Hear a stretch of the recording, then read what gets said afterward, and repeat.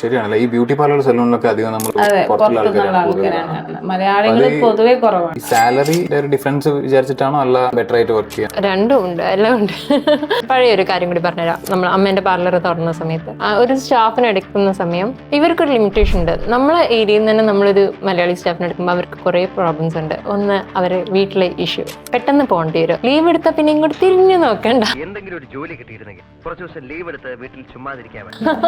North east സ്റ്റാഫിനെ എടുക്കുന്ന സമയത്ത് ഒരുപാട് ഗുണങ്ങളുണ്ട്. എന്ന് വെച്ചാൽ അവർ നല്ല രീതിക്ക് വർക്ക് ചെയ്യുന്നുണ്ട്. വർക്ക് ചെയ്യണമെങ്കിൽ അതിനനുസരിച്ചുള്ള സ്റ്റാഫിനെ നമ്മൾ എടുക്കണം. അതിന് ക്വാളിറ്റി ഉള്ള സ്റ്റാഫുകളുണ്ട്. ഹെയർ സ്റ്റൈലിസ്റ്റ് തന്നെ ഉണ്ട്, സ്കിൻ സ്റ്റൈലിസ്റ്റ് തന്നെ ഉണ്ട്. അവരെ കോഴ്സ് കഴിഞ്ഞതാണോ, സർട്ടിഫൈഡ് ആണോ എന്നുള്ളതൊക്കെ നോക്കിയിട്ടാണ് നമ്മൾ അവരെടുക്കുന്നത്. അവരെടുക്കുന്ന സമയത്ത് നമുക്ക് ആ ഒരു ഫുൾ ടൈം കിട്ടുന്നുണ്ട്. അവരുടെ സാലറി നല്ല സാലറി ആയിരിക്കും. നല്ലൊരു സ്റ്റൈലിസ്റ്റിന് മിനിമം ഒരു 40,000 എന്തായാലും വേണം. 1 lakh വരെ ചോദിച്ച സ്റ്റാഫ് ഉണ്ട്.